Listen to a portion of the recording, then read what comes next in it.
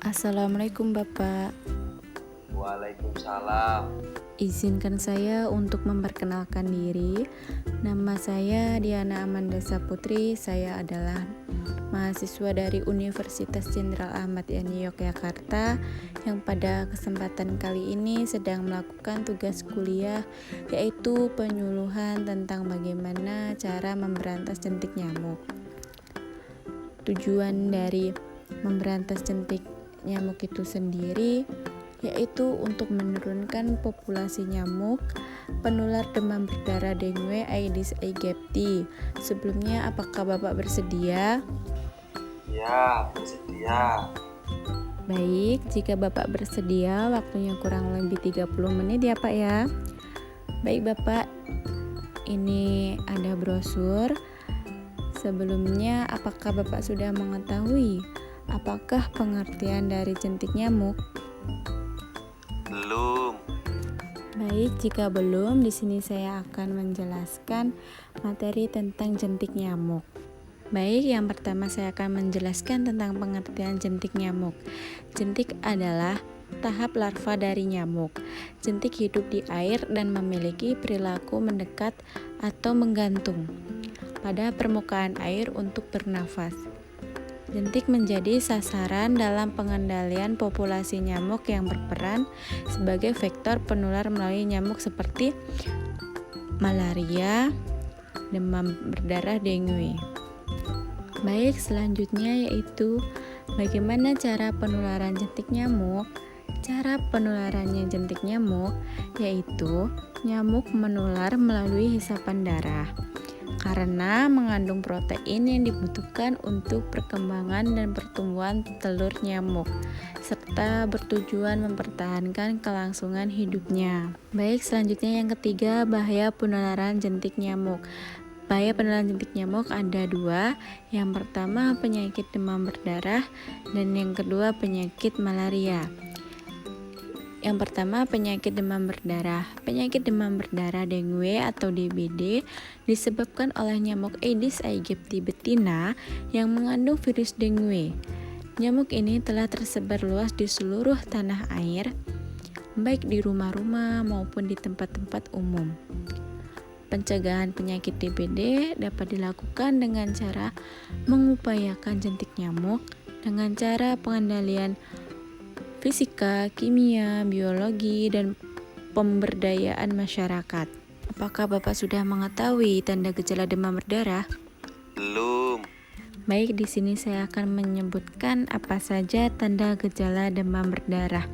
Tanda gejala demam berdarah yaitu yang pertama ada demam, yang kedua ada lesu, yang ketiga ada nafsu makan menurun, yang keempat ada mual muntah, yang kelima ada nyeri perut, keenam ada nyeri kepala, dan ketujuh nyeri pada tulang atas sendi. Dan yang terakhir yaitu adalah timbulnya ruam pada kulit. Selanjutnya yang kedua, penyakit malaria. Malaria adalah penyakit yang disebabkan oleh parasit bernama Plasmodium. Penyakit ini ditularkan melalui gigitan nyamuk yang terinfeksi parasit tersebut. Di dalam tubuh manusia, parasit Plasmodium akan berkembang biak di organ hati, kemudian menginfeksi sel darah merah. Nah, Bapak, penyakit malaria juga memiliki tanda dan gejala. Tanda dan gejala dari malaria itu sendiri, yang pertama yaitu demam tinggi yang berkala yang biasanya disertai sakit kepala. Kemudian yang kedua, pucat karena kurang darah.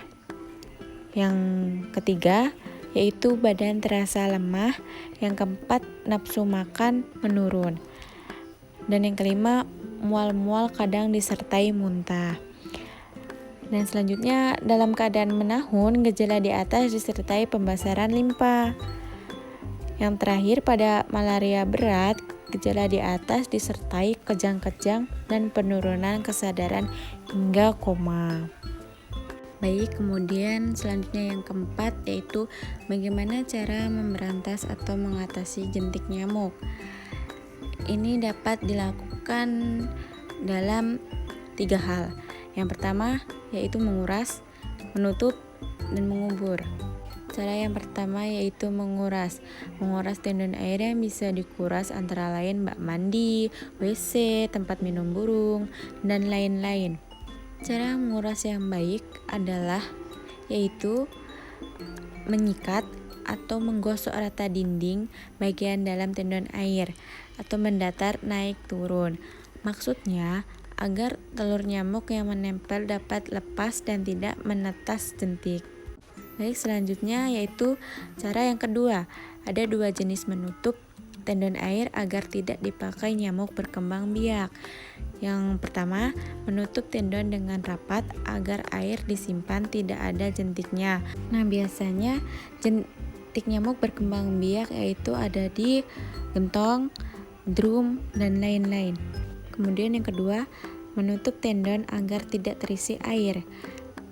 Misalkan, tonggak bambu dapat ditutup dengan pasir atau tanah sampai penuh. Sedangkan untuk ban ditutupi agar tidak kemasukan air. Cara yang ketiga yaitu mengubur. Mengubur barang-barang bekas yang dapat menampung air dan tidak akan dimanfaatkan lagi. Sebaiknya disingkirkan, yang mudah adalah dengan mengubur ke dalam tanah. Contohnya untuk barang-barang bekas yang perlu dikuburkan ada seperti yaitu ada gelas, ember, piring pecah, kaleng, dan lain-lain. Apakah Bapak sudah paham? Sudah. Baik Bapak, sebelum saya akhiri, apakah ada yang ingin ditanyakan Pak? Ada. Baik Bapak, silakan. Bagaimana ciri-ciri dan bentuk nyamuk Aedes aegypti? Dan bagaimana cara mencegah nyamuk Aedes aegypti? Baik Bapak, terima kasih atas pertanyaannya. Di sini saya akan mencoba menjawab pertanyaan dari Bapak. Pertanyaan pertama yaitu bagaimana ciri-ciri dari bentuk nyamuk Aedes aegypti. Untuk nyamuk Aedes aegypti gambarnya seperti ada di brosur. Nah, ciri fisik nyamuk Aedes aegypti antara lain yaitu yang pertama, Aedes aegypti adalah jenis nyamuk bertubuh kecil dengan ukuran sekitar 4-7. Yang kedua, mereka dapat dengan mudah dibedakan dengan jenis nyamuk umum lainnya melalui garis-garis hitam dan putih yang khas pada dada, perut, dan kaki. Kemudian yang ketiga, corak khas yang dimiliki jenis nyamuk ini merupakan bagian fisik yang menempel di luar tubuh nyamuk. Yang terakhir, memiliki corak putih pada dorsal dada atau punggung berbentuk seperti tanda tanya terbalik yang berhadapan. Yang kedua yaitu bagaimana cara mencegah nyamuk Aedes aegypti. Yang seperti saya jelaskan tadi Bapak, yaitu mempraktikkan 3M. Menguras, menutup, dan mengubur pada semua genangan air yang dapat menjadi tempat perkembangbiakan nyamuk Aedes aegypti di sekitar properti. Kemudian yang kedua yaitu menggunakan lotion atau semprotan anti nyamuk untuk perlindungan ekstra. Yang ketiga, menutup bagian tubuh yang terbuka dengan mengenakan pakaian lengan panjang, terutama ketika sedang beraktivitas di luar rumah pada siang hari. Baik Bapak, apakah ada yang ingin ditanyakan lagi? Tidak. Baik, jika tidak ada, terima kasih atas sudah meluangkan waktunya sebentar. Demikianlah beberapa hal yang bisa saya sampaikan. Sebelumnya saya mohon maaf yang sebesar-besarnya apabila di dalam penyampaian tadi mungkin ada kesalahan kata atau ada perkataan yang menyinggung. Saya mohon maaf. Saya akhiri. Assalamualaikum warahmatullahi wabarakatuh.